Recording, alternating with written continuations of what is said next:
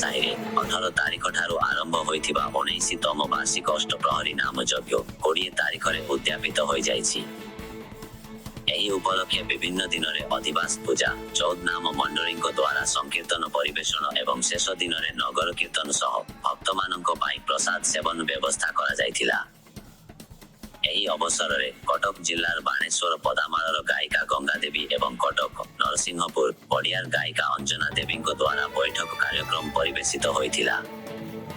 ଏହାକୁ ଦେଖିବା ପାଇଁ ଆଖପାଖ ଗ୍ରାମର ବହୁ ଶ୍ରଦ୍ଧାଳୁଙ୍କ ସମାଗମ ହୋଇଥିଲା।